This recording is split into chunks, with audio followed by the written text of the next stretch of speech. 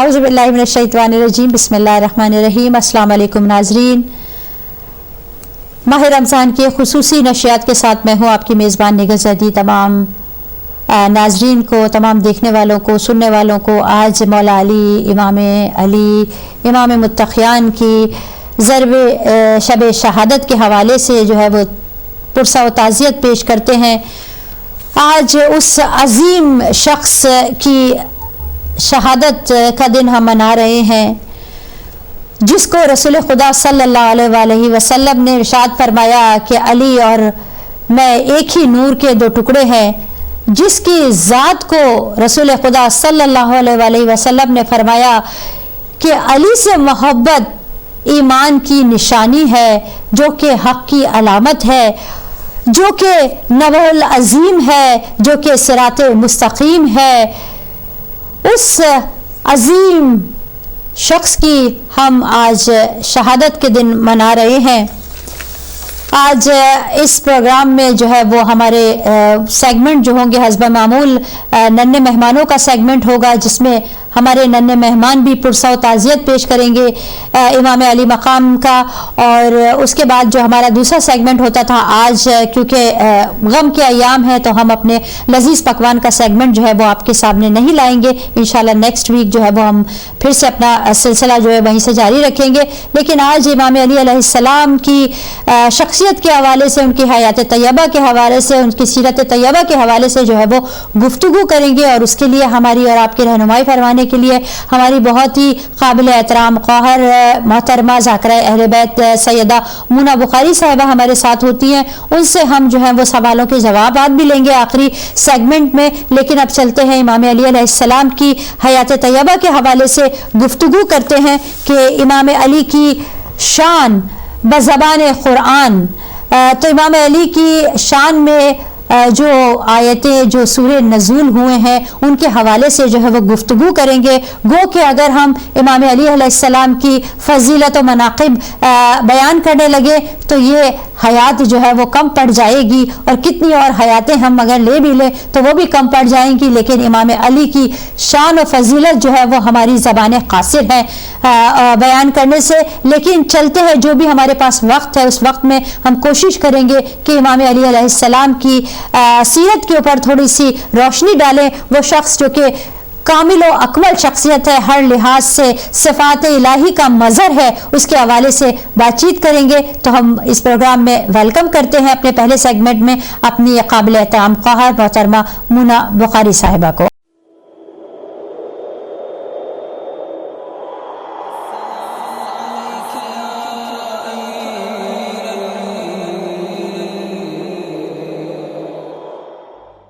जी नाज़रीन, अब चलते हैं हम अपनी उस सेगमेंट की तरफ जहाँ पे हमारी काबिल एहतराम क़ौहर हमारे साथ होती हैं और हमारी रहनुमाई फरमाती हैं।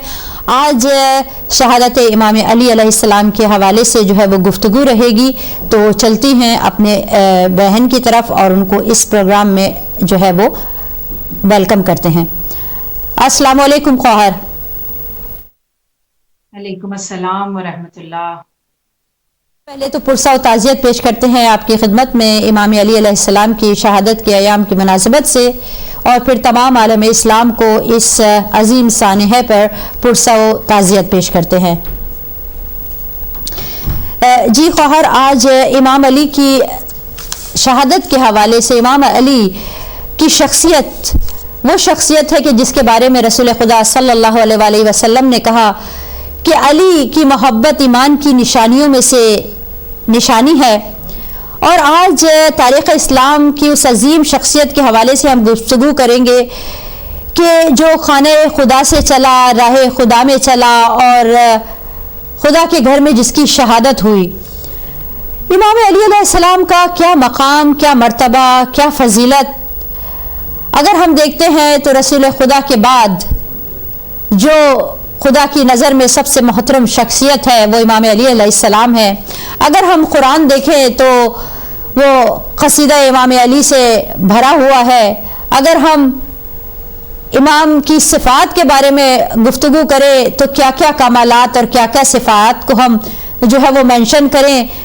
ये वो कामिल और अकमल शख्सियत है कि हर पहलू से मुकम्मल शख्सियत है یہ وہ شخصیت ہے کہ اگر ہم اس کو محراب عبادت میں دیکھیں تو نور علی نور، اور اگر ہم ان کو سخاوت کے میدان میں دیکھیں تو سخی جو ہے وہ شرمندہ ہوتے نظر آتے ہیں۔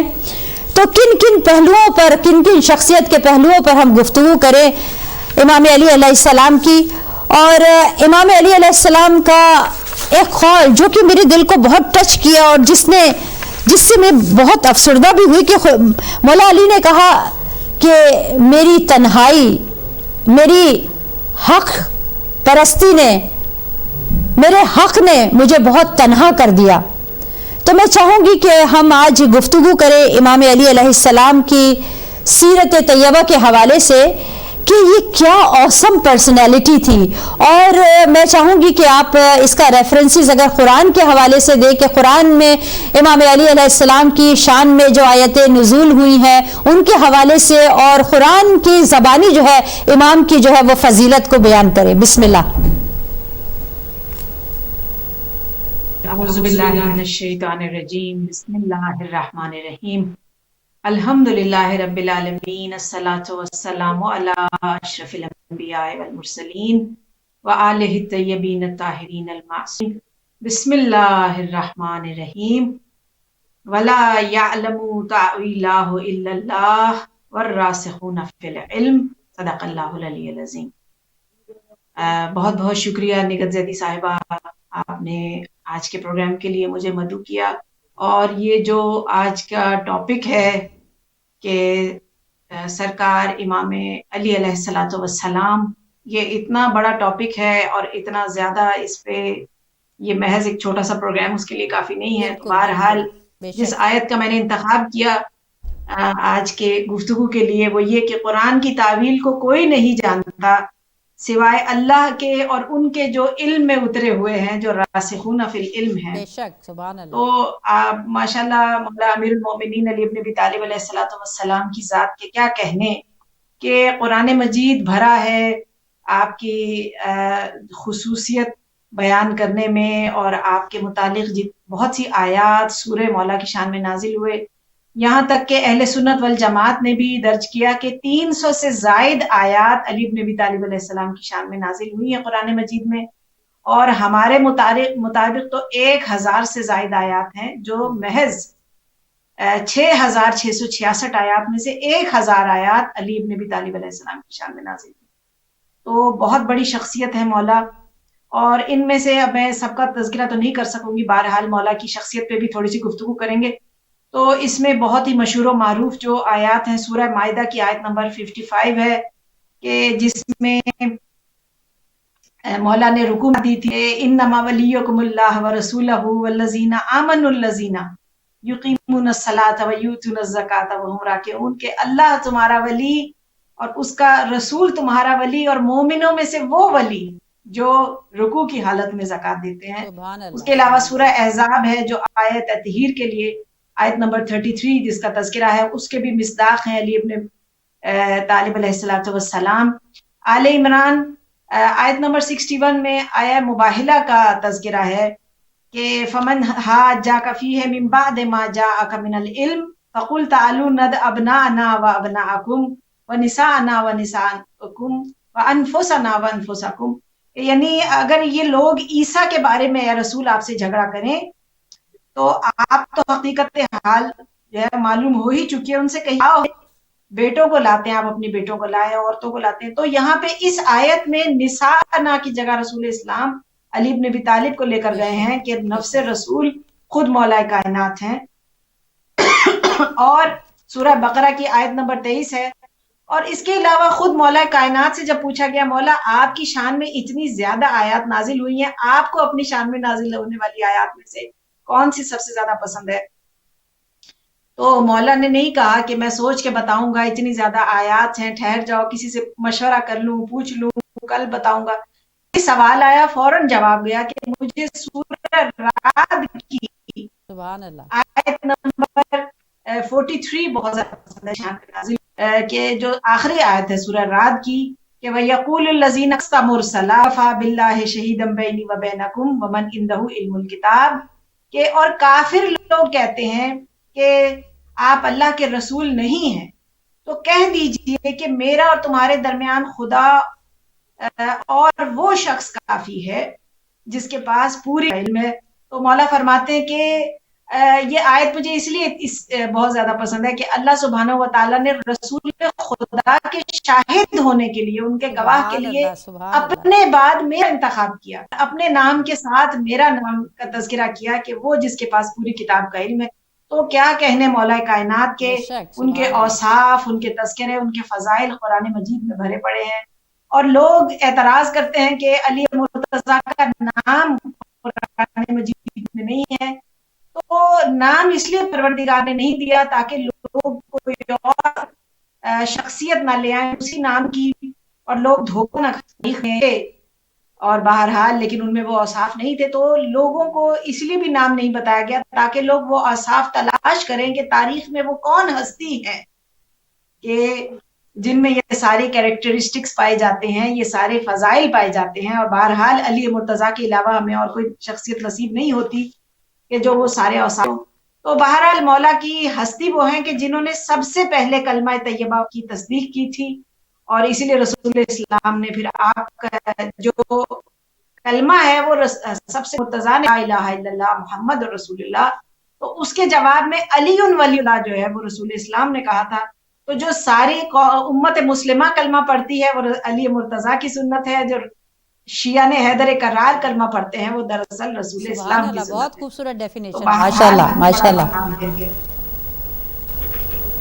تو علی مرتضیٰ کا مقام بہت زیادہ ہے. بہرحال مولا کے متعلق میں کیا کروں، اور یہ یہاں پہ میں تذکرہ کرنا چاہتی ہوں کیونکہ مولا کی شہادت کے ایام ہیں. تو ان کی زندگی سے متعلق جو سب سے اچھی چیز مجھے سمجھ آئی وہ ہے مولا کی وصیت. اور وصیت دراصل انسان کا وہ پیغام ہوتا ہے جو اپنے بعد جو دنیا میں پیچھے جو افراد رہ جاتے ہیں اور گھر والے اور پسماندگان، دوست، بیٹے، سب، تو ان سب کے لیے انسان چھوڑتا ہے. لیکن اگر کوئی بہت بڑی شخصیت ہو جیسے نبی یا امام ہو تو بہرحال ان کی وصیت جو ہے وہ قرآن میں بھی بہرحال وصیت کا تذکرہ جو ہے وہ کتبہ سے کیا گیا ہے. اور نبی امام کی جو وصیت ہے اس کی تاکید یہ اس لیے بھی وہ ان کے جو لائف لیسنز ہوتے ہیں کہ انہوں نے زندگی کیسے گزاری ہے، ان کی پوری زندگی کی سمری ہوتی ہے وصیت. تو مولا کی زندگی کو سمجھنے کے لیے ہمیں اتنا ہی کافی ہے کہ ہم ان کی وصیت کو دیکھ لیں. جو کچھ مولا نے فرمایا، جو رہنما اصول ہمارے لیے چھوڑے، وہ وصیت ان کی اولاد کے لیے نہیں تھی، وہ ہمارے لیے تھی. اور مولا نے بہت ہی الفاظ میں جلدی سے گزر جاؤں اس مرحلے سے کہ میں چاہوں گی کہ 21 رمضان المبارک. جی بالکل بالکل، تاکہ اس سے بھی ہماری رہنمائی ہو جائے اور ہم جو ہے اپنے آپ کو جو ہے وہ سوچیں، تھوڑا تفکر کریں، تدبر کریں کہ کیا مولا نے وصیت جو ہے وہ ہمارے لیے چھوڑی ہے. جی بسم اللہ. کیونکہ میں سوچ رہی تھی کہ مولا کے فضائل اگر بیان کرنے لگوں گی تو پھر سارا اس طرح سے وقت ہی نکل جائے گا، تو بہتر ہے کہ مولا کی بس وصیت دیکھ لیں، اسی سے ہمیں سمجھ آ جائے گا کہ مولا کی زندگی کیسی رہی. اور جیسے کہ آپ نے فرمایا مولا کے فضائل کے لیے، تو ہم جیسے لوگ کہاں اگر جن و انس دونوں مل کر بھی مولا کی جو ہے وہ ثنا مناقب بیان کرے اور پورے درخت جو ہے عالم کے قلم بن جائے اور دریا سیاہی بن جائے، پھر بھی امام کی جو ہے وہ ہم ثنا خوانی نہیں کر سکتے، ان کی ہم شان بیان نہیں کر سکتے. تو جی میں چاہوں گی کہ آپ وصیت پہ، کیونکہ ہمارا مقصد ہی یہی ہوتا ہے کہ ہم اپنی اصلاح فرمائیں، معصومین کی تعلیمات سے ہم اپنی اصلاح فرمائیں، ہم دیکھیں کہ ہم کس نہج پہ کھڑے ہوئے ہیں اور ہم اپنے آپ کو کس طرح خدا کا بہترین عبد اور خدا کا بہترین جو ہے وہ بندہ بنا سکتے ہیں. تو بسم اللہ کیجئے. جی تو وصیت میں مولا یہ فرما رہے ہیں کہ تقوی سے دور نہ ہونا، دنیا سے دل نہ لگانا. اللہ اکبر، یہ پہلا جملہ ہی کتنا خوبصورت ہے کہ جو دنیا سے دل لگا لیتا ہے وہ دنیا ہی کا ہو جاتا ہے. مال سے محبت، اولاد سے محبت، گھر بار سے محبت. اسی لیے مولا فرماتے ہیں تقوی اختیار کرنا تاکہ دنیا سے جاتے ہوئے تکلیف نہ ہو. پھر فرماتے ہیں ہمیشہ حق بات کہنا. اب اس بات سے ہمیں یاد آتا ہے رسول اسلام کی حدیث ہے کہ حق تو علی کے ساتھ ہے. اگر ساری دنیا بھی اے عمار ایک وادی میں اتر جائے اور اکیلے علی مرتضیٰ دوسری وادی میں اتر جائے تو صرف علی کے پیچھے چلے جانا، اس لیے کہ حق علی کے ساتھ ہے اور علی حق کے ساتھ ہے. بہرحال مولا نے خود اپنی وصیت میں بھی فرمایا ہمیشہ حق بات کہنا. اور پھر فرماتے ہیں ظالمین سے دور رہنا اور مظلوم کے حامی رہنا. اور امام حسین علیہ السلام فرماتے ہیں کہ ظالم اور مظلوم دونوں ہی बहरहाल उनका इस तरह भी है कि मजलूम तो अपने जुल्म की वजह से कसूरवार है और जालिम जुल्म करने की वजह से कसूरवार है और लेकिन जालिम ना मजलूम बन जाना, इसलिए कि जालिम जो है वो परवरदिगार को पसंद नहीं है, जालिम के लिए का ठिकाना ही जहन्नम है।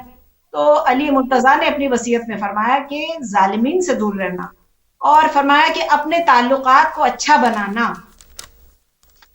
और चाहे वो रिश्तेदारों से हो नहीं, अपने ताल्लुकात को बेहतर रखो, अपने मामलात को दुरुस्त रखो। फिर फरमाते यतीमों के बारे में अल्लाह से डरते रहना, इसलिए कि अली मुर्तजा खुद इतना ज्यादा यतीमों पे करम करते थे कि मौला के असहाब कहते थे काश हम भी यतीम होते।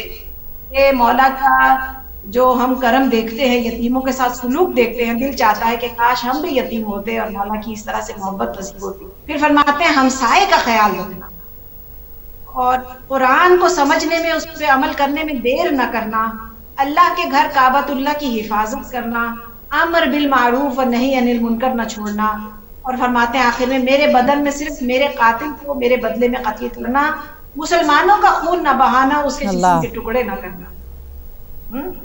यानी क्या मकाम है कि अल्फाज किस किस्म के अदा कर रहे हैं अली मुर्तजा कि हर मकाम पे जिस तरह से अब देख लीजिए कि वसीयत जैसी है वैसी मौला की हमारी तो जिंदगी में तो बहरहाल बहुत ज्यादा मकाम है मौला का। जी। और यहाँ पे तज़किरा कुछ मौला के जो जिंदगी उसके हवाले से भी चंद जुमले कहना चाहती हूँ कि जो 25 साल मौला के गुजरे, कि मौला फरमाते हैं कि जैसे मैं खामोशी से सारी जो है वो 25 साल गुजार दिए, और मौला ने जो कुछ उनके पास था, इल्म था, मशवरे भी देते थे, और कभी भी इसलिए कि मौला इस्लाम की आबियारी के लिए कोशिश करते रहे, ये लोगों के लिए नहीं था, ये इस्लाम की खिदमत के लिए था ये सारा जज्बा।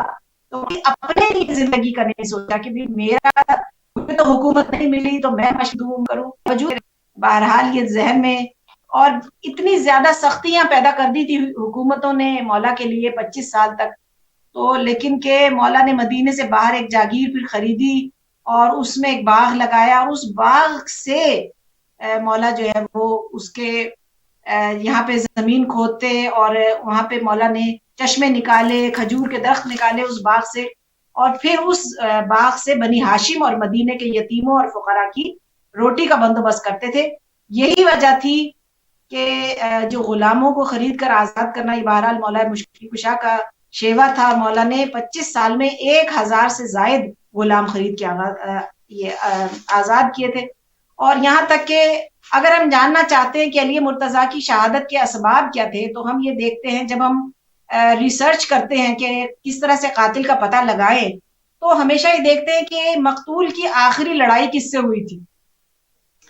तो बस ये आखिरी जुमला कहूं कि अगर हम तारीख में तलाश करें तो मौला की आखिरी जंगें जो थी वो सिफीन और जमल थी, और सिफीन और जमल में जो मौला के सामने आए थे अफराद, बस उन्हीं में मौला के कातिलों को भी तलाश कर लीजिए। ये अब्दुल रहमान इब्ने मुलजिम तो फकत एक मोहरा था जिसको भेजा गया था कत्ल करने के लिए, तो बहरहाल मौला भी जानते थे, तो इसलिए शियों को पता होना चाहिए अपने इमाम के कातिल के मुतालिक। तो ये जो जंगे आखिरी हुई थी उसमें हम बहरहाल कातिल को तलाश करेंगे, तो इसलिए ऐसा नहीं हो सकता कि कातिल भी रजी अल्लाह है और मकतूल भी रजी अल्लाह है, तो ऐसा नहीं हो सकता। तो मौला का हम कह सकते हैं कि जहां पे ये तलवार को जहर में बुझाया गया था, जहां से इसको पैसे दिए गए थे, जो कुछ भी इब्ने मुलजिम जो था वो फकत एक मोहरा था, पीछे से कोई और अफराद काम कर रहे थे जो कातिल अमीरुल मोमिनीन थे। बहुत बड़ा इस्लाम का ये अलमिया है कि हम अपने मोहसिनों की जो है वो कदर नहीं करते हैं।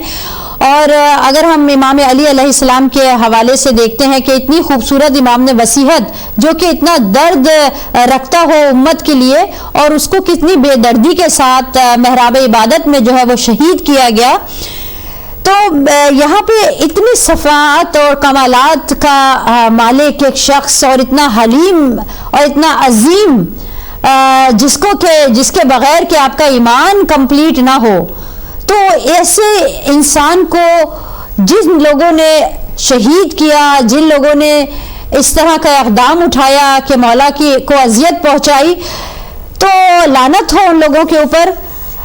لیکن یہاں پہ میں دیکھنا یہ ہم ڈسکس کریں گے تھوڑا سا کہ امام علی، اکثر یہ سوال بھی آتا ہے کہ امام علی علیہ السلام کو جب ہم دیکھتے ہیں صفات الہی کا مظہر ہے، ہم شجاعت کی بات کرتے ہیں، ہم سخاوت کی بات کرتے ہیں، ہم علم کی بات کرتے ہیں، ہم حلم کی بات کرتے ہیں، تو امام علی ایک مکمل شخصیت۔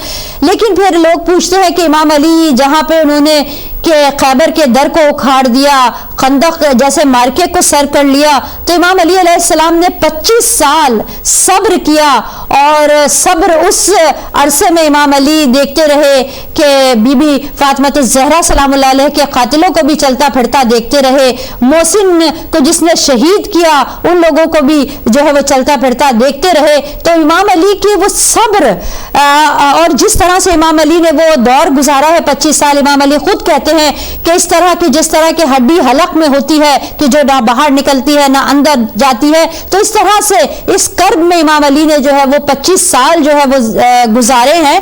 اور اس کے بعد جب امام علی کو جو ہے بظاہری یہ خلافت ملی ہے، جبکہ امام علی نے تو کتنی دفعہ اس دنیا کو طلاق دے دی، لیکن جب امام علی کو بظاہر تو حالات اتنے پرآشوب ہو گئے تھے اور اتنے خراب کر دیے گئے تھے ان 25 سالوں میں کہ امام علی کو جو امام علی کا ہدف تھا، جو امام علی اچیو کرنا چاہتے تھے سیاست کے میدان میں، اور کس طرح سے اس دنیا کو جو ہے وہ کرے، تو وہ موقع نہیں مل سکا امام علی کو۔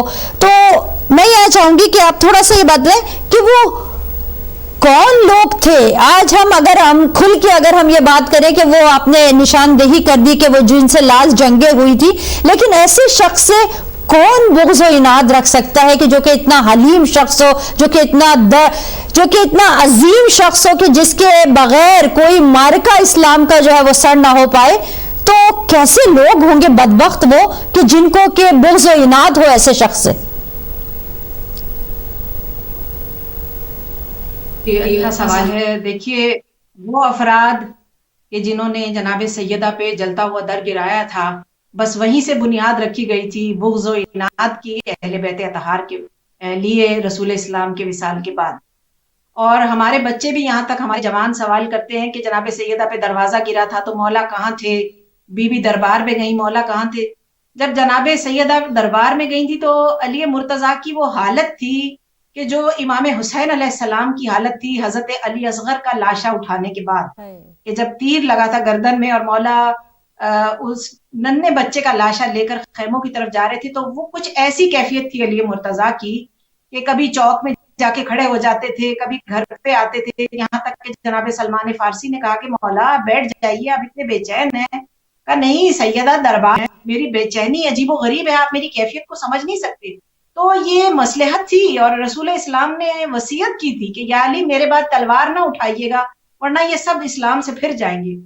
اور بس یہ بنیاد جو جناب سیدہ پہ رسول اسلام کی اکلوتی بیٹی کے ساتھ جو کچھ کیا، اور اس وہاں سے بنیاد پڑی، اور جناب سیدہ کی شہادت کے بعد مولا کائنات کیونکہ وعدہ کر چکے تھے نبی اکرم سے کہ تلوار نہیں اٹھاؤں گا آپ کے بعد، تو ایک مرتبہ خاموش رہے 25 سال جو آپ کی تذکرہ کر رہی ہیں۔ تو لیکن یہ جو بغض کا سلسلہ تھا یہ چلتا رہا۔ اور بس میں اس بارے میں ایک بات کہنا چاہتی ہوں کہ شہادت امیر المومنین کے بعد وہ کون شخص تھا کہ جو 70 سال ممبروں سے آپ کی توہین کرواتا رہا؟ جمعے کا خطبہ مکمل نہیں ہوتا تھا جب تک کہ علی مرتضیٰ کا نام لے کر شب و ستم نہ کر دیا جائے۔ تو آپ مجھے نام کیا، انسان جس طرح سے علی مرتضیٰ کے اوصاف قرآن مجید میں موجود ہیں، اور ہمیں تاریخ میں کوئی ہستی نظر نہیں آتی علی کے علاوہ کہ جن کے اتنے اوصاف ہوں جن میں یہ ساری چیزیں پائی جائیں۔ اسی طرح قاتل امیر المومنین میں کہ بھی ہمیں نام لینے کی ضرورت نہیں ہے، سب کے سامنے تاریخ میں موجود ہے اور بہت واضح الفاظ میں ہے کہ 70 سال تک کسی نے اہل بیت کے ناموں پہ اپنے نام نہ رکھے، اتنا زیادہ بغض تھا، اور علی مرتضیٰ پہ شب و ستم کرتے رہے اور ایک مرتبہ ممبروں سے آپ کی اہانت کرتے رہے۔ تو یہ سارا واضح ہے کہ کون قاتل امیر المومنین تھا، کون اہل بیت کے دشمن تھے، اور کس نے امام حسن علیہ السلام کو زہر دلوایا، کس کی اولاد نے امام حسین علیہ السلام کے قتل کے منصوبے بنائے۔ تو یہ تاریخ میں واضح ہے کہ علی مرتضیٰ جیسی ہستی جو اتنے معصوم ہیں کہ دشمن بھی دیکھتے تھے کہ یا علی آپ وہی ہیں جو ابھی میدان جنگ میں اس طرح سے شیر کی طرح لڑ رہے تھے، شیر کی طرح حملے کر رہے تھے، اب ہم قیدی ہیں تو آپ بغیر تلوار کے ہمارے سامنے دو زانو ہو کے بیٹھے ہیں، اگر یہی دین اسلام ہے تو ہم مسلمان ہوتے، ہم کلمہ سبحان پڑھتے اللہ. ہیں۔ تو علی مرتضیٰ کا مزاج عجیب و غریب تھا کہ لوگ پہچانتے نہیں تھے، جس نے ساری زندگی جس پہ واجب نہیں تھا لیکن ساری زندگی جو کی روٹی پہ گزار دی، لوگ سوال کرتے ہیں کہ انبیاء سے افضل کیوں کہتے ہو؟ تو یہ علی کہتے ہیں کہ میں آدم علیہ السلام سے افضل اس لیے ہوں کہ انہیں تو اللہ نے کہا تھا کہ آپ گندم کے دانے کو نہ چھوئیے گا، لیکن مجھ پہ کوئی ایسی آیت نہیں تھی، مجھے اللہ نے منع نہیں کیا تھا، پھر بھی ساری زندگی جو پہ گزار دی۔ تو ان کا مقام بہت زیادہ ہے، ان کی فضیلت بہت زیادہ ہے، اسی لیے جب بھی مولا کائنات جب معجزہ دکھاتے تھے تو فوراً اللہ تعالیٰ کا سجدے میں جاتے تھے تاکہ دیکھنے والے جناب عیسیٰ کی طرح آپ کو خدا کا بیٹا نہ مان لیں یا خدا ہی نہ مان لیں، واہ. اور جبکہ کچھ لوگوں نے مان بھی لیا آپ کے اوصاف، آپ کے فضائل دیکھ کر، تو علی مرتضیٰ ہمیشہ سجدہ کر کے بتاتے تھے کہ جو انسان ہے وہ پروردگار کی عبادت میں رہتا بے ہے، شک سبحان میں اللہ. خدا یا اس کا بیٹا نہیں ہوں، میں اس کا ایک ولی ہوں۔ علی کا بہت مقام ہے۔ بس اللہم لعن قتلۃ الامیر المومنین علیہ السلام. بس بہت شکریہ. یہاں تک جو ہے وہ ہم چلتے ہیں اپنے پروگرام کو آگے بڑھاتے ہوئے اور ننھے مہمانوں کے سیگمنٹ میں چلتے ہیں، اور پھر بعد میں ہم اپنی خواہر سے جو ہے وہ آج کے سوالات کے جوابات حاصل کریں گے. تو چلتے ہیں اپنے ننھے مہمانوں کے سیگمنٹ کی طرف.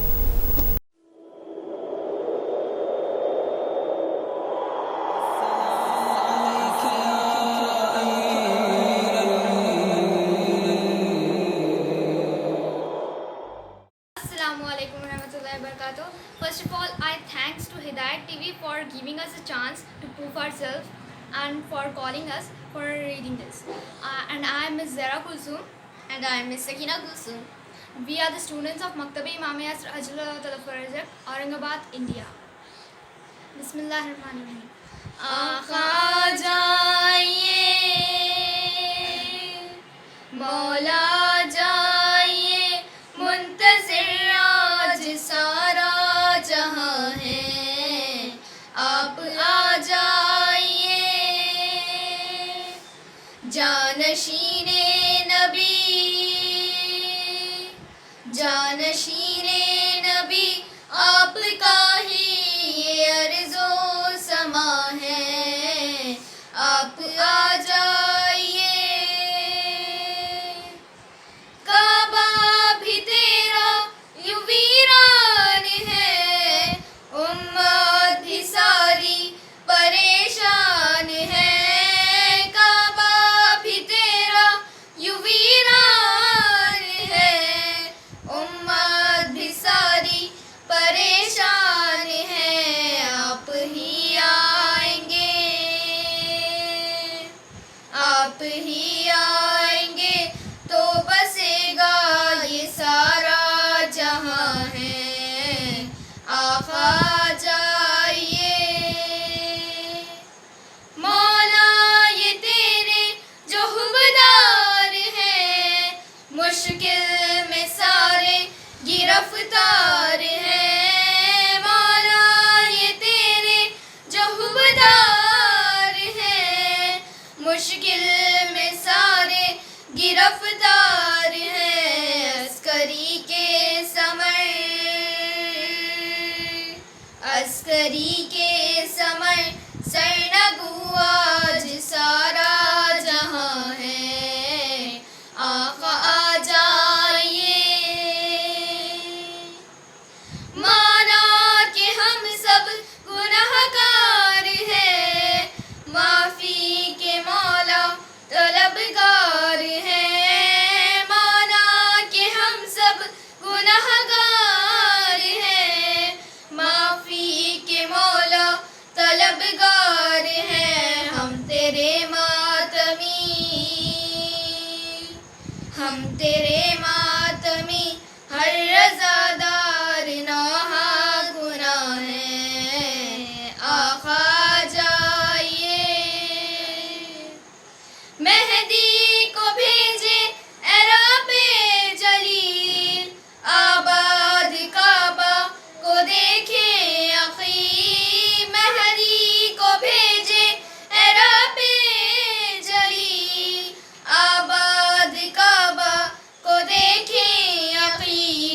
فاطمہ تربت فاطمہ نے پکارا صاحب زماں ہے آقا جائیے مولا آ جائیے منتظر آج سارا جہاں ہے آپ آ جائیے. شکریہ.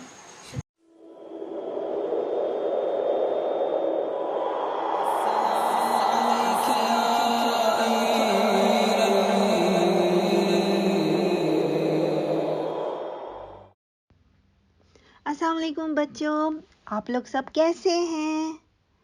آپ سب لوگوں کے روزے کیسے چل رہے ہیں؟ اچھا ماشاءاللہ، آپ لوگوں نے کتنے روزے رکھے؟ واو ماشاءاللہ ماشاءاللہ. اچھا چلے سب سے پہلے مل کر دعا کر لیتے ہیں. اپنے ہاتھوں کو بلند کیجئے. جی اس طرح. بسم اللہ الرحمن الرحیم.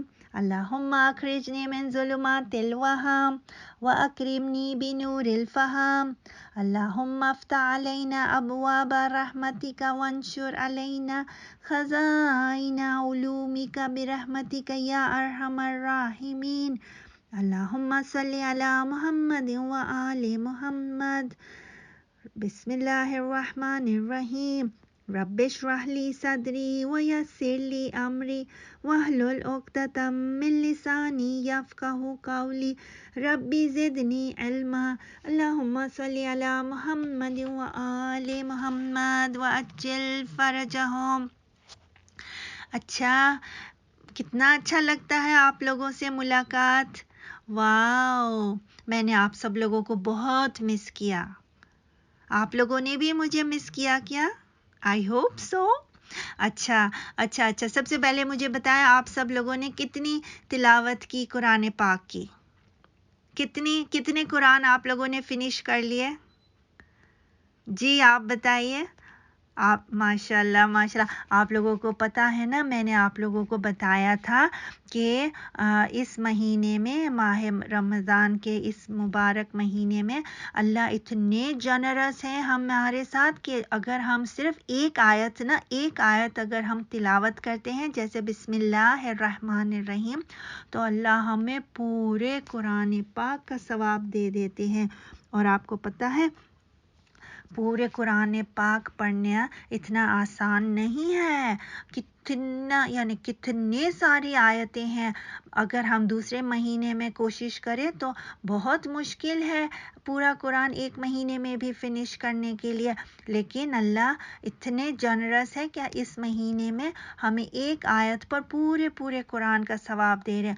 تو ہمیں کیا کرنا چاہیے؟ روزانہ ایک تسبیح لے کر بسم اللہ الرحمن الرحیم کی نکالنی چاہیے، تاکہ روزانہ ہمارے 100 قرآن جمع ہو جائیں، ہے نا؟ گڈ آئیڈیا ہے نا؟ اچھا آپ لوگ ایسے کیجئے گا. اوکے.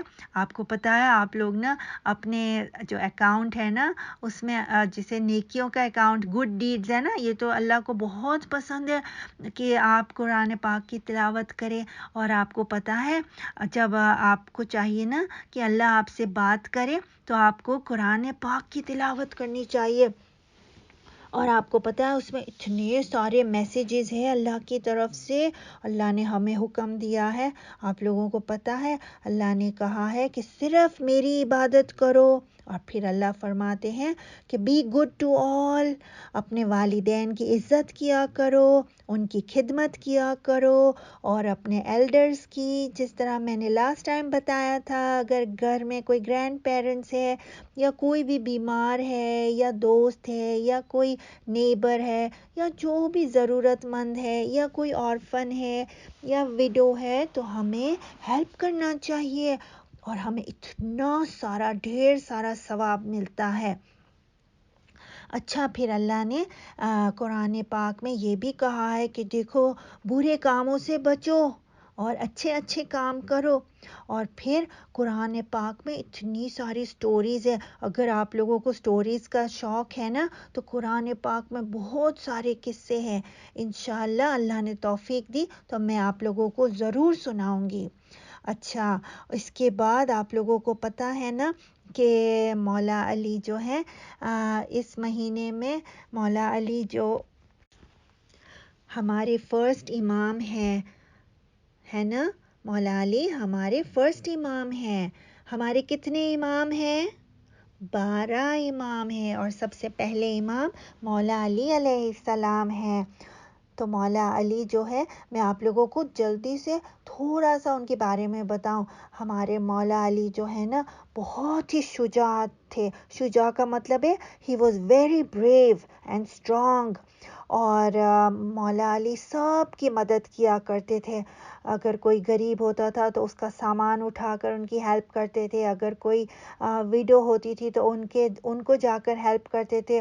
آرفنز بچے ہوتے تھے ان کی ہیلپ کرتے تھے.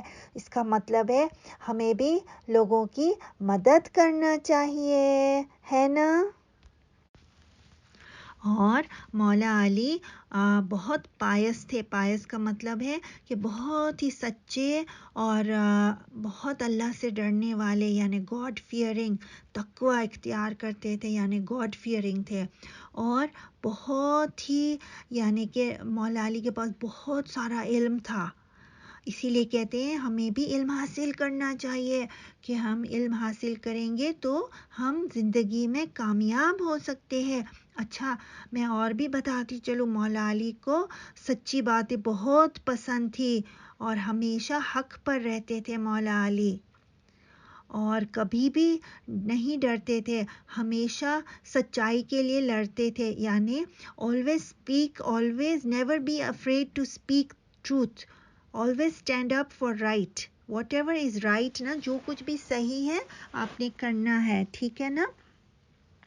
اچھا، میں آپ کو بتانا چاہ رہی تھی کہ اس رات میں یہ میرا مطلب ہے ابھی شب قدر کی راتیں ہیں، اور یہ جو راتیں ہیں یہ بہت امپورٹنٹ نائٹس ہے. اس میں ہمیں بہت اسٹرانگ کنیکشن جوڑنا ہے اللہ سبحانہ و تعالیٰ سے.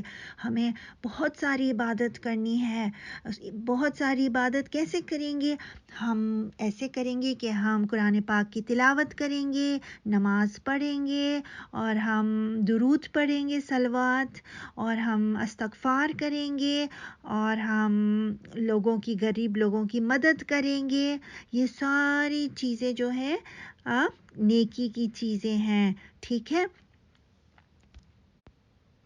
اچھا بچوں، مجھے آپ کو یہ بھی بتانا تھا کہ آپ لوگوں نے نا، جو بھی اگر آپ عبادت کرتے ہیں تو نا دل سے کیا کریں، دل سے، اور کوالٹی جیسے نا اچھی طرح سے کیا کریں. جلدی جلدی ایسے نہیں کرنا، آپ نے دل سے کرنا ہے. آپ کو پتہ ہے جب آپ دل سے کوئی کام کرتے ہیں نا اللہ کے لیے تو اللہ کو بہت پسند ہے. اسی طرح ہمارے امام اور جو ہمارے ائمہ ہیں وہ ہمیشہ اللہ کے کام دل سے کیا کرتے تھے. اچھا، میں آپ کو یہ بتانا چاہ رہی تھی کہ اس مہینے میں شب قدر ہے، اور شب قدر جو ہے یہ سارے جو مہینے جو ہے نا، سارے جو پورے ایئر کا جو کیلنڈر ہوتا ہے اس میں جو سب سے سردار جو ہوتا ہے نا، وہ ہے ماہ رمضان کا مہینہ. اور جو راتوں کا جو سردار ہے وہ ہے شب قدر.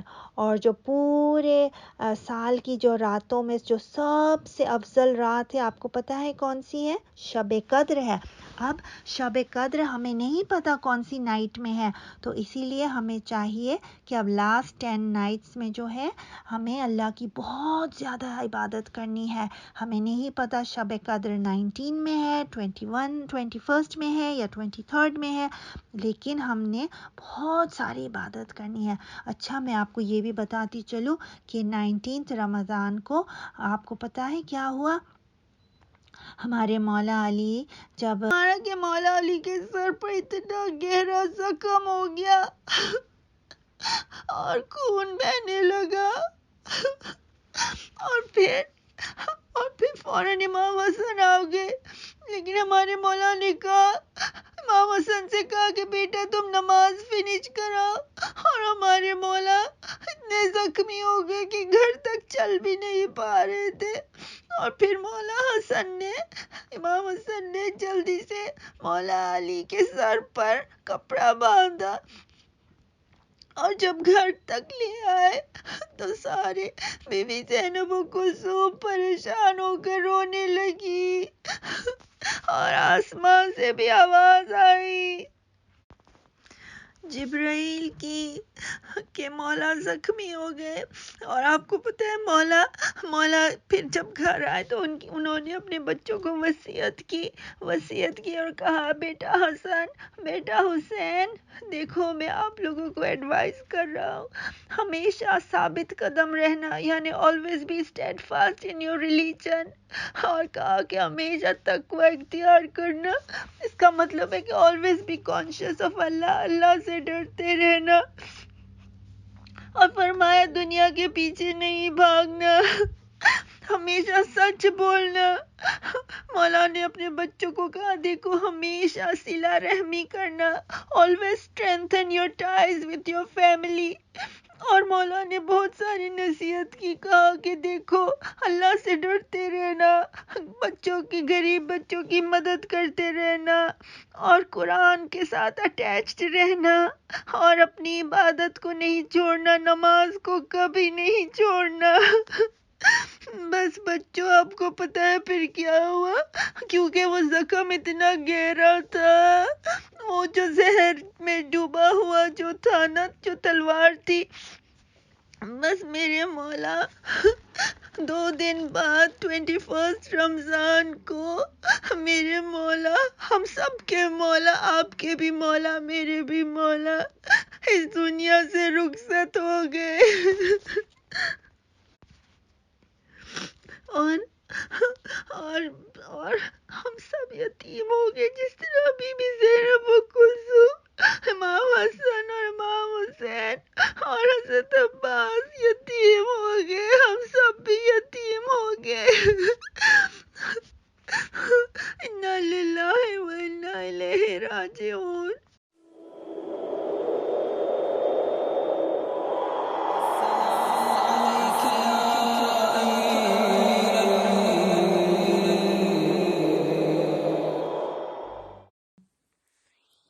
مسجد ہے مصلی پہ امامت کا نگی ہے، اور ضرب لئی ہے، مسجد ہے مصلی پہ امامت کا نگی ہے، اور ضرب لئی ہے،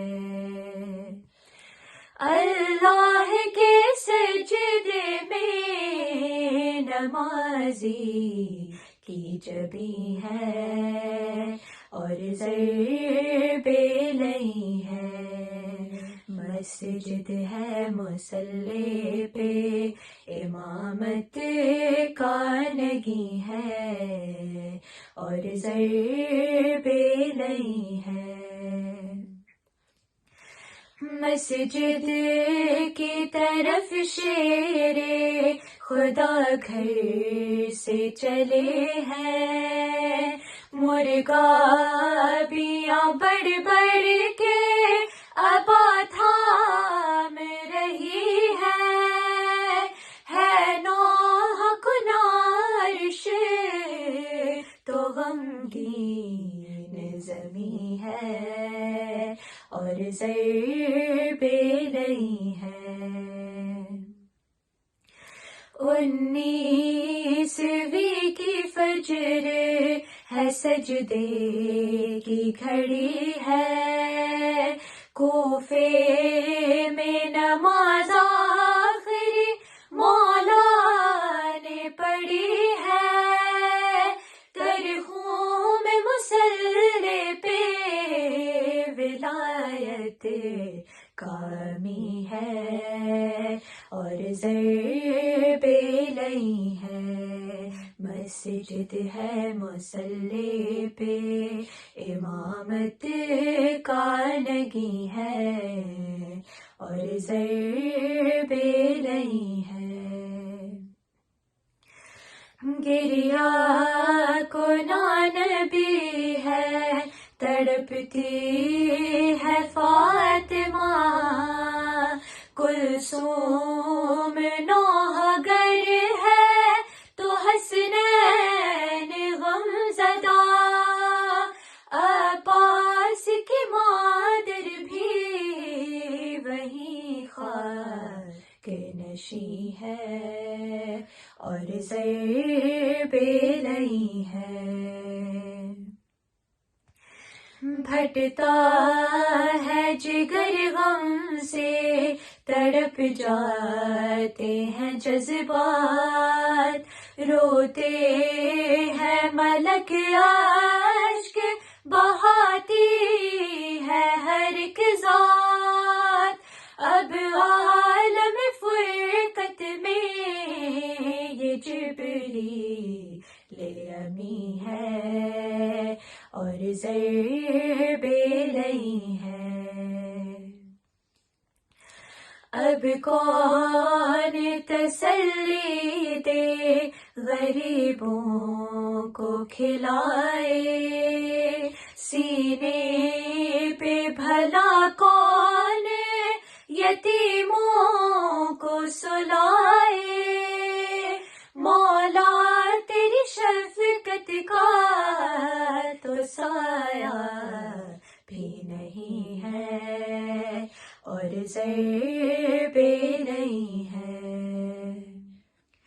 اور شبیر تڑپتے ہیں تو زینب کو نہیں چین، حال پدر کو دیکھ کے کرتے تھے شور و شین، زینب نے کہا مجھ کو یتیمی کا یقین ہے اور ضرب لئی ہے، مسجد ہے مصلی پہ امامت کا نگی ہے اور ضرب لئی ہے، اللہ کے سجدے میں نمازی کی جبیں ہے اور ضرب لئی ہے،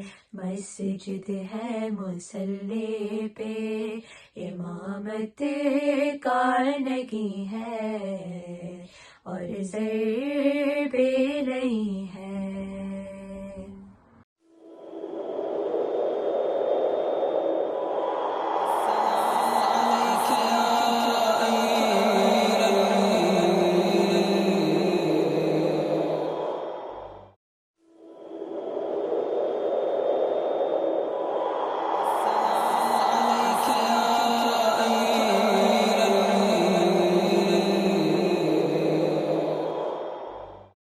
جی اب چلتے ہیں ہم سوال و جواب کی طرف، اپنی قابل احترام خواہر سے جوابات لیتے ہیں، لیکن آج مولا علی امیر المومنین علی ابن ابی طالب علیہ السلام کی شہادت کے حوالے سے یہ پروگرام ہے، تو مولا علی کی ابھی ہم نے اپنی خواہر کی زبانی جو ہے وہ فضیلت بھی سنی اور شہادت کے محرکات بھی سنے، تو علی جمال دو عالم، علی امام زمن، علی وقار دل و جاں، علی بہار چمن، علی عروج فصاحت، علی کمال سخن، علی عرب کے اندھیروں میں حق کی پہلی کرن، علی ولی سے گریزاں نہ ہو خدا کے لیے، علی تو قوت بازو ہے مصطفیٰ کے لیے، علی تو قوت بازو ہے مصطفیٰ کے لیے۔ اور اسی کے چلتے ہیں ہم اپنی قابل احترام خواہر کو ایک بار پھر اس پروگرام میں خوش آمدید کہتے ہیں اور سوالوں کی طرف چلتے ہیں۔ السلام علیکم خواہر، ایک بار پھر آپ کو اس پروگرام میں ہم ویلکم کرتے ہیں۔ وعلیکم السلام ورحمۃ اللہ۔ سوالوں کی طرف چلتے ہیں۔ آج جو ہے وہ سوالات پھر ہمارے پاس جو ہے وہ رمضان کے حوالے سے، روزوں کے حوالے سے آئے ہیں، اور تھوڑی سی اس کی تصحیح کر دیجئے، تھوڑی سی اس کی کلیریفیکیشن کر دیں کہ روزہ کن چیزوں سے باطل ہوتا ہے، کیا اس میں جھوٹ بولنا اور غیبت کرنا بھی شامل ہوتے ہیں؟ تو اس حوالے سے میں چاہوں گی کہ آپ تھوڑا سا جو ہے وہ فرما دیجئے۔ ہاں جی، بسم اللہ الرحمن الرحیم۔ دیکھیے، روزہ صرف کھانا پینا ترک کرنے کا نام نہیں ہے، روزہ اعضاء و جوارح سے بھی رکھا جاتا ہے، آنکھ، ناک، کان، ہاتھ، زبان، ان سب کا بھی روزہ ہے، اور اللہ سبحانہ و تعالیٰ کی خوشنودی کے لیے ہمیں چاہیے کہ ہم اپنے آپ کو تمام برائیوں سے، گناہوں سے خود کو روک کے رکھیں۔ یہ نہیں کہ روزہ ہے بس نماز پڑھ لی ہے، کھانا پینا ترک ہے، لیکن غیبتیں جاری ہیں، لوگوں میں اپنی بڑائیاں جاری ہیں، شو آف جاری ہے، دل میں حسد بھی ہے، نفرت بھی ہے، تو یہ جو ہے اس کا کوئی فائدہ نہیں ہے۔ بہرحال اس سے روزہ باطل تو نہیں ہوگا، لیکن اس میں خشوع و خضوع میں بہت کمی آ جائے گی اور اس کا ثواب بے انتہا کم ہو جائے گا، اور یہ کہ پروردگار کی جو اس کو آپ کے جو چاہیے چیز عبادت میں وہ خشوع و خضوع ہے، جتنا زیادہ آپ تقوی کے ساتھ عبادت انجام دیں گی اتنا زیادہ اللہ کے قریب ہوگی۔ تو بہرحال جتنی زیادہ برائیوں سے دور رکھیں گی خود کو، اس لیے کہ مولا کائنات فرماتے ہیں، میں نے پچھلے سیشن میں یہ عرض کیا تھا کہ مولا فرماتے ہیں کہ اگر روزے سے تمہیں تقوی کا حصول نہیں نصیب ہو رہا تو یہ محض فاقہ ہے، یہ محض بھوک پیاس ہے، تو اپنے آپ کو روک کے رکھیں، جھوٹ بولنے سے اجتناب کریں، غلط بات کہنے سے، غیبت کرنے سے، اپنے مومن بہن بھائیوں کا دل دکھانے سے اجتناب کریں، تاکہ روزہ مکروہ نہ ہو جائے، اس کا خشوع و خضوع کی وجہ سے ثواب کم نہ ہو جائے۔ بہرحال یہ اعضاء و جوارح کا بھی روزہ ہے اور آپ کے منہ کا بھی روزہ ہے کہ آپ کھانے پینے سے اجتناب کریں۔ جی، آپ نے بڑی خوبصورت بات کی کہ روزے سے اصل مقصد دا مین ایم ہے کہ ہم جب روزہ رکھتے ہیں تو ہم تقوی الہی حاصل کرنے کے لیے رکھتے ہیں، جبکہ ہمارے ہاں تقوی کا مفہوم جو ہے وہ یہ جانا جاتا ہے کہ تقوی جو ہے وہ صرف بہت زیادہ عبادتوں کا نام ہے، تقوی جو ہے وہ نمازیں پڑھنے کا نام ہے، تقوی جو ہے بہت سارے قرآن ختم کرنے کا نام ہے، لیکن ایکچوئل ڈیفینیشن اگر ہم تقوی کی دیکھیں تو وہ ہمیں قرب الہی، کس طرح ہم لوگوں سے محبت کر کے بھی قرب الہی حاصل کر سکتے ہیں، کس طرح ہم اپنے آپ کو صحیح کر کے اچھا انسان بنا کے بھی جو ہے وہ قرب الہی کا وہ کر سکتے ہیں۔ تو تقوی کے حوالے سے تھوڑی سی مختصراً آپ بتائیے کہ تقوی واقعی کیا چیز ہے تقوی؟ جی، مولا کائنات فرماتے ہیں کہ گناہوں کے اگر تقوی گناہوں کے ڈنگ کو کاٹ دے تو بہتر ہے، اس لیے کہ جب آپ گناہ کرنے جاتے ہیں اور آپ کے اندر تقوی جیسی طاقت موجود ہے تو آپ اس سے اجتناب کرتے ہیں، آپ وہ گناہ سرزد نہیں کریں گے۔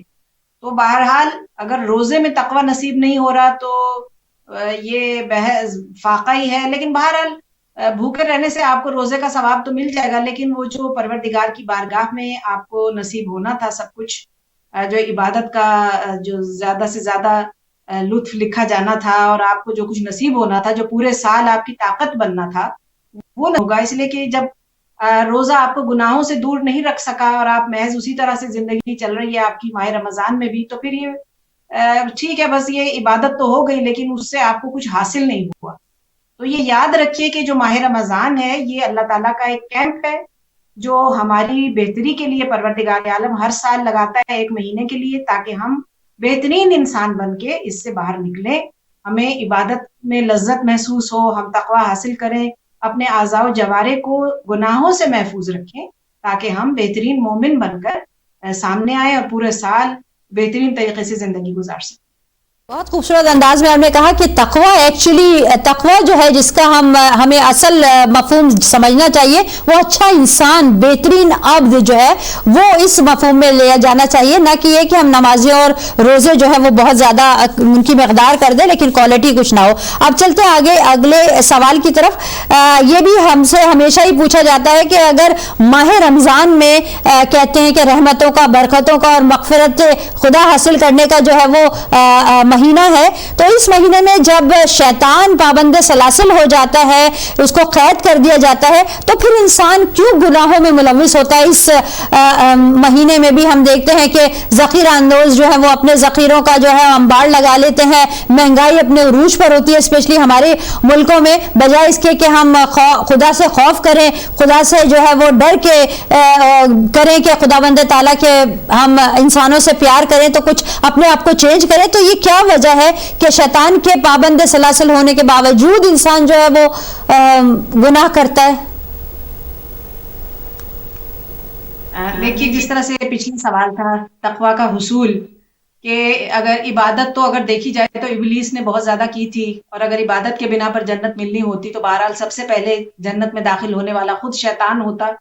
تو یہ عبادت کے بل پہ سب کچھ ملنے والا نہیں ہے۔ پروردگار نے انسان کو معاملات کو درست رکھنے، انسانیت کی خاطر دنیا میں بھیجا ہے۔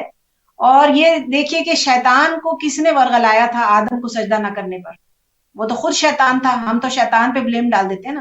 تو یہ جو قرآن مجید میں 3 نفوس کا تذکرہ ہے کہ نفس امارہ ہے، نفس لوامہ ہے، نفس مطمئنہ، کہ ہمارے جو نفس ہیں ہمارے اندر دراصل یہ بھی برائی کی ترغیب دیتے ہیں. نفس امارہ ہر وقت برائی کی ترغیب دیتا رہتا ہے. کوئی بات نہیں، نماز میں بھی وقت ہے، بعد میں پڑھ لینا، اور روزے کی حالت میں کوئی بات نہیں، تم نے کھایا پیا کچھ نہیں ہے، تھوڑی دیر غیبتیں کر لو، جھوٹ بول لو، کچھ نہیں ہوتا.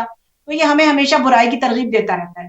اس کو مضبوط نہ کریں، کیونکہ ہمارے اندر جو ہمیشہ اچھائی اور برائی کی جو جنگ چل رہی ہوتی ہے نا، وہ نفس اور روح کی چلتی ہے.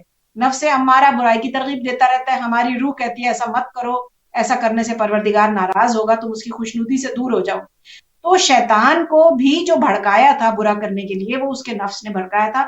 اور نفس شیطان سے بھی بری چیز ہے، کیونکہ وہ ہمارے اندر موجود ہے اور ہر وقت ہمیں اکساتا رہتا ہے.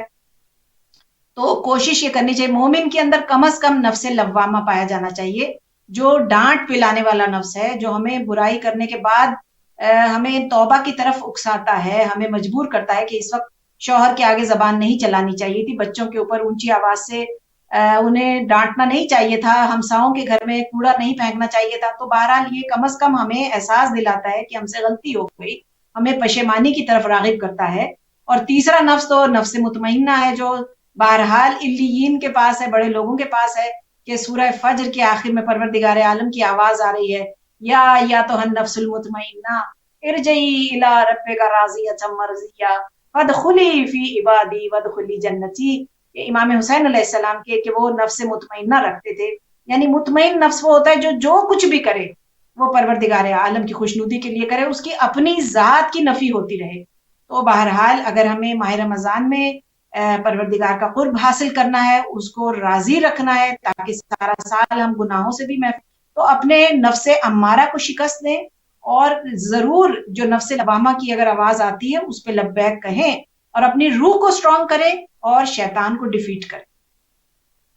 بے شک سبحان اللہ، یعنی کہ اپنے اندر کا جو شیطان ہے اس کو آپ کنٹرول کرنے کی کوشش ہے. بہت بہترین. اچھا، اب اسی کے تسلسل میں جیسے میں نے پہلے پوچھا تھا کہ ان چیزوں میں جو کہ باطل کرتی ہیں، تو کسی نے سوال کیا ہے کہ اگر روزہ دار جان بوجھ کر اللہ تعالیٰ یا نبی پاک صلی اللہ علیہ وسلم سے کوئی جھوٹی بات منسوب کرے یا کوئی احادیث، اور آج کل ہم نے دیکھا ہے کہ واٹس ایپ پہ جو میسیجز بغیر تصدیق کے آگے پیچھے جاتے ہیں، تو اس حوالے سے کیا حکم ہے اور کیا کہیں گی؟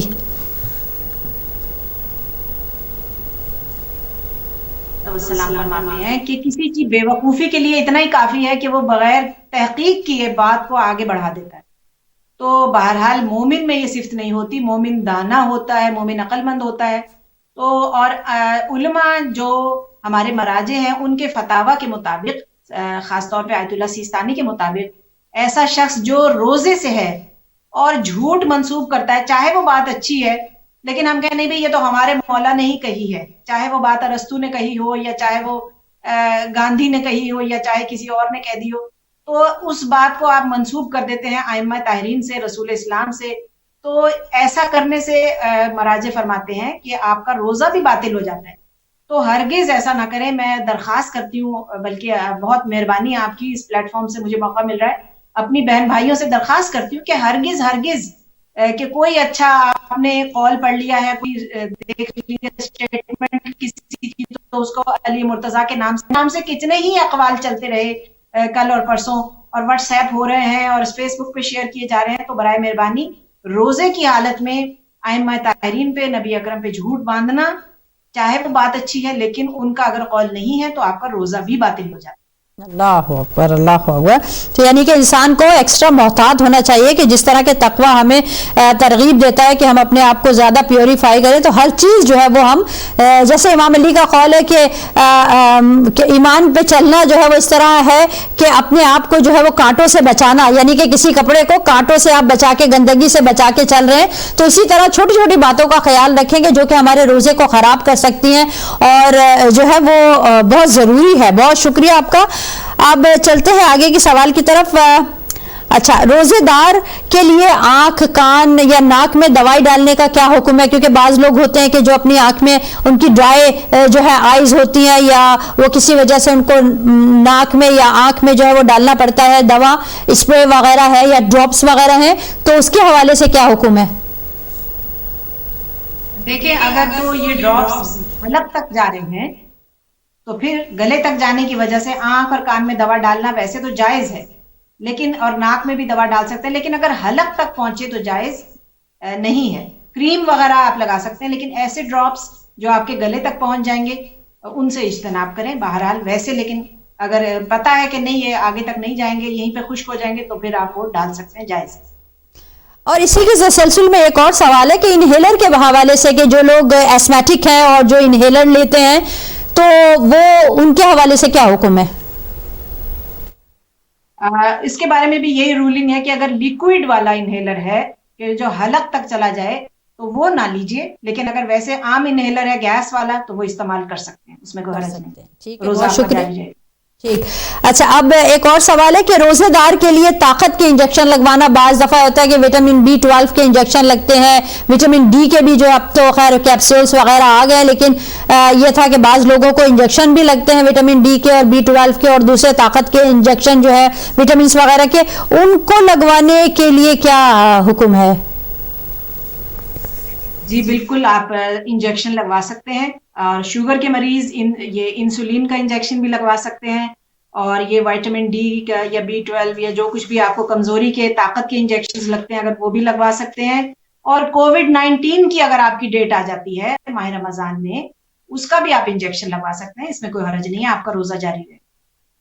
یہاں پہ جب ہم بات کر رہے ہیں انجیکشنز کی، اور آپ نے بڑا اچھا یاد دلا دیا کہ کووڈ کے انجیکشنز کے حوالے سے، تو ہمارے بہت سارے ابھی بھی ایسے ہیں ہمارے بہن بھائی جو کہ بڑا ڈر رہے ہیں، خوف و ہراس رکھتے ہیں اور بہت زیادہ جو ہے وہ نہیں بضد ہیں کہ نہیں لگوائیں گے. تو اس حوالے سے آپ ذرا سا تھوڑا سا بتا دیجئے ہمارے ناظرین کو، تھوڑا سا ان کی حوصلہ افزائی کر دیں کہ ہم لوگوں کو بھی لگ چکے ہیں انجیکشن اور ہماری بہن نے بھی ماشاءاللہ سے لگوا لیا ہے، تو اس کے حوالے سے تھوڑا سا لوگوں کو بتائیں کہ ہمیں یہ لگوانا کتنا ضروری ہوتا ہے اور ہمارے مراجع کا اس حوالے سے کیا جو ہے وہ حکم ہے.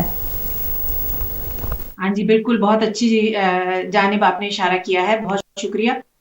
واقعی میں اپنے بہن بھائیوں سے گزارش کروں گی کہ جان کا بچانا واجب ہے ہر مسلمان مرد اور عورت پہ، اور بہرحال انسانیت کے لیے بھی بہت ضروری ہے.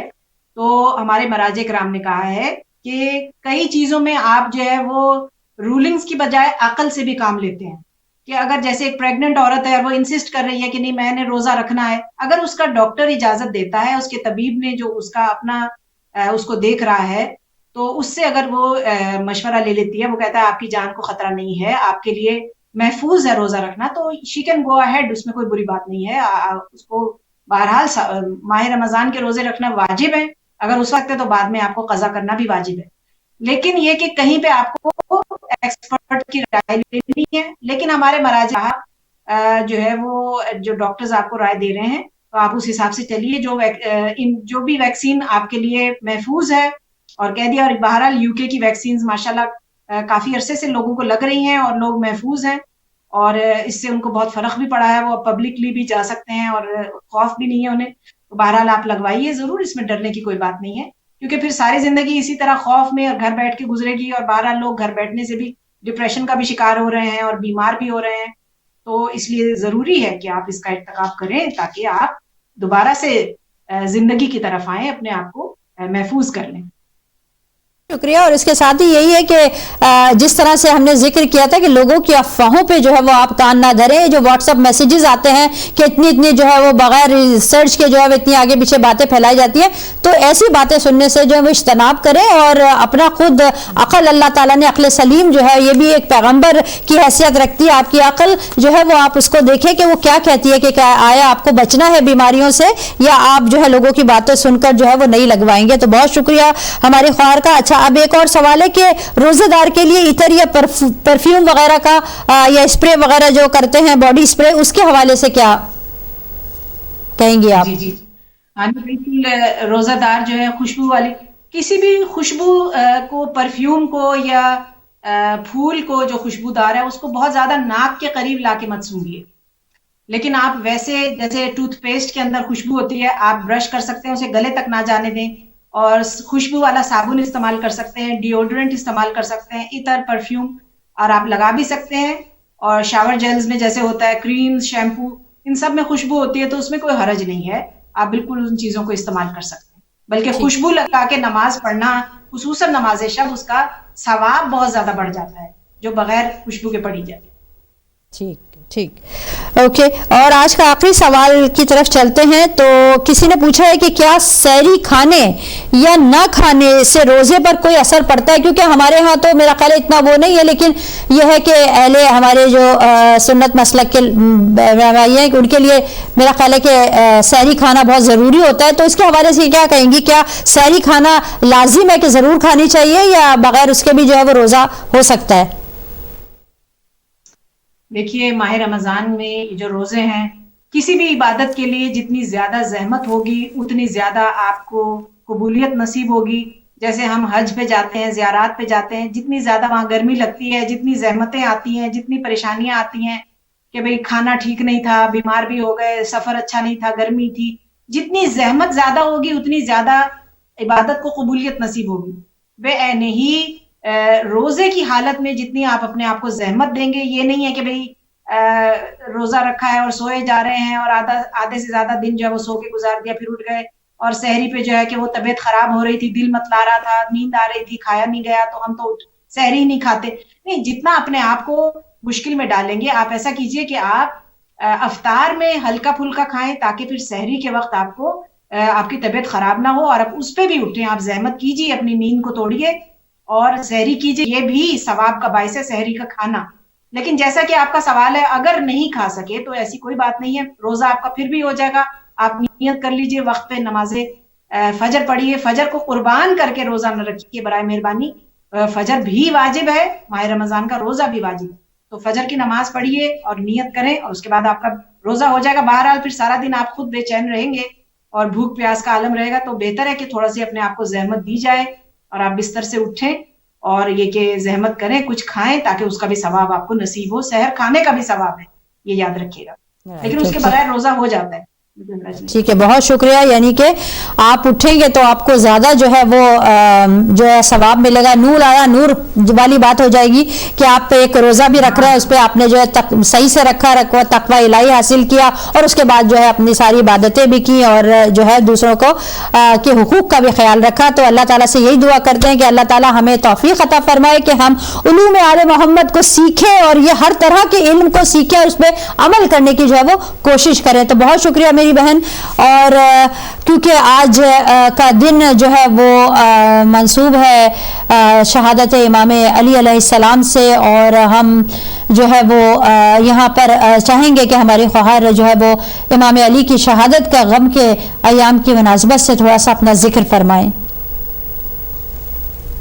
جی بس مومنات، میری بہن بھائی، کہ جو 19 رمضان المبارک اور 20 اور 21 جو 3 دن اہل بیت پہ انتہائی غم کے دن تھے کہ مولا کائنات اس 19 رمضان المبارک کو اپنی بیٹی جناب بی بی ام کلثوم علیہ السلام کے گھر میں کے مہمان تھے.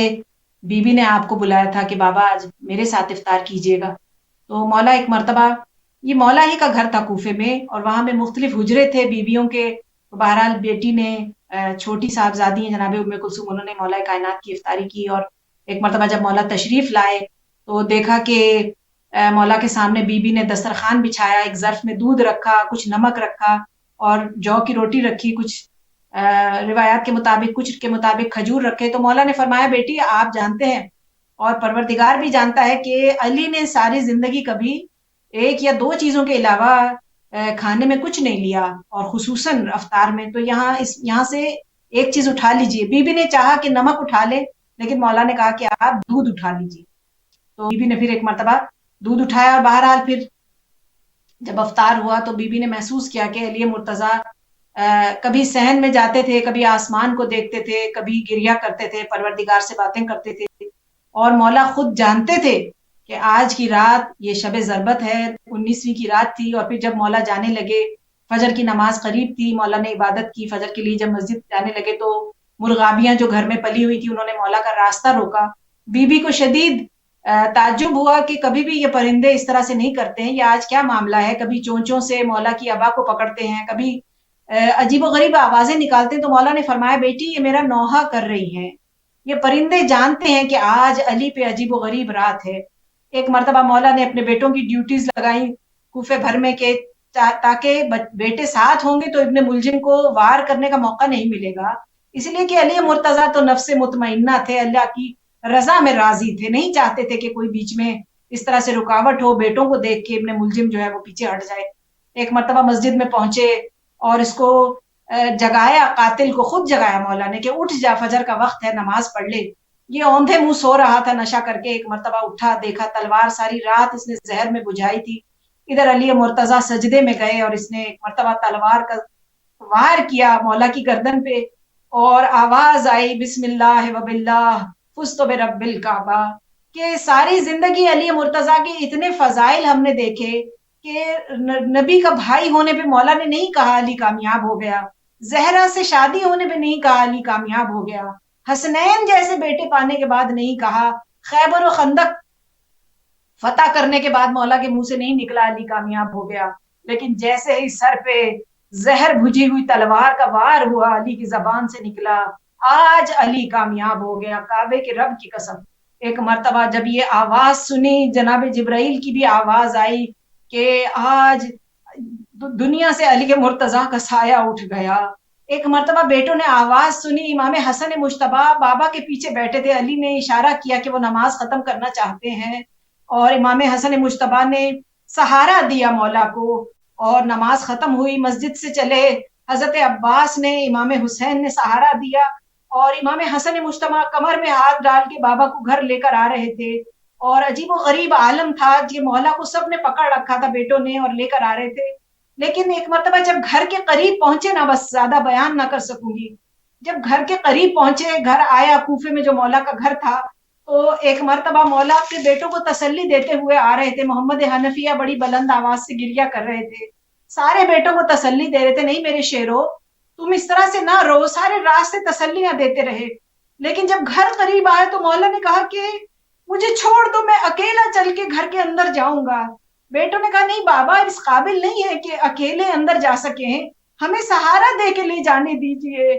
فرمایا ابھی گھر کا دروازہ کھلے گا، میری بیٹیوں کو پتہ چل گیا ہے کہ مجھ پہ وار ہوا ہے، کہ بابا کی شہادت قریب ہے، میری بیٹیوں کو آواز آ گئی ہے جبریل کی، ایک مرتبہ مجھے چھوڑ دو، کہیں ایسا نہ ہو میری زینب مجھے اس قدموں سے چل کے مسجد میں گئے تھے، اب بھائی اس طرح سے لے کر آ رہے ہیں۔ اللہ اکبر، کہ علی کا یہ عالم ہے کہ ایسی ضربت لگی ہے پھر بھی خیال آ رہا ہے تو اپنی بیٹیوں کا۔ اللہ کبھی بیٹیوں کو اس طرح سے باپ کا غم نہ دکھائے کہ علی مرتضیٰ نے جب دروازہ کھلا دیکھا سامنے بیٹیاں گریہ کر رہی تھی بلند آواز سے، جناب زینب کبریٰ سر پہ چادر لیے بڑی بلند آواز سے رو رہی تھی۔ ایک مرتبہ تسلی دے کر بابا کو اندر لے کر آئے، 3 دن تک علی مرتضیٰ اسی طرح تڑپتے رہے۔ طبیبوں نے کہا کہ اتنا زیادہ زہر کا اثر ہے کہ اگر زیادہ سے زیادہ دودھ پلایا جائے تو یہ زخم کو بہتری آ سکتی ہے۔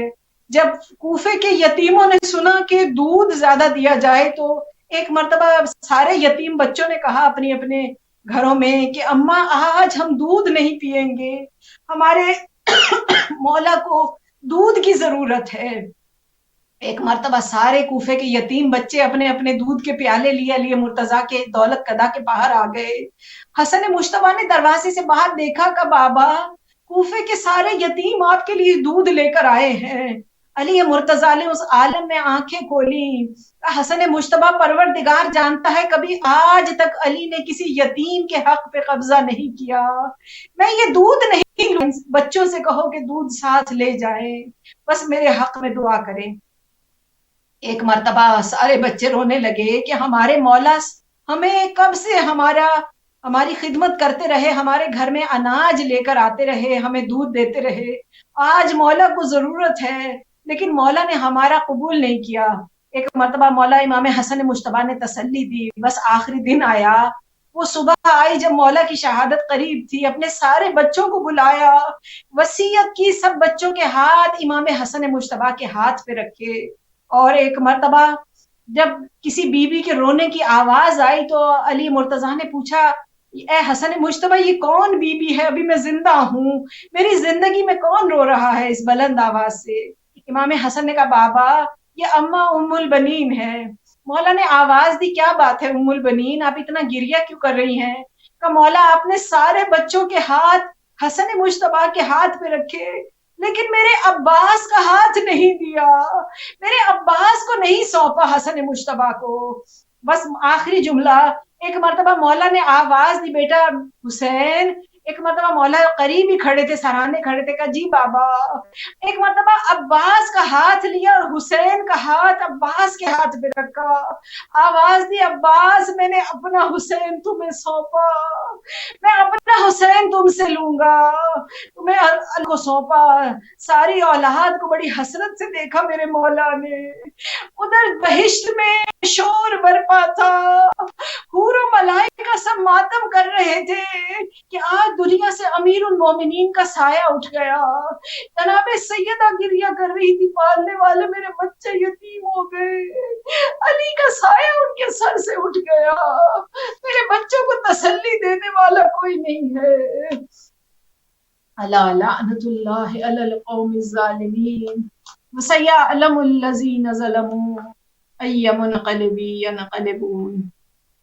اللہم لن قتلت الامیر المؤمنین.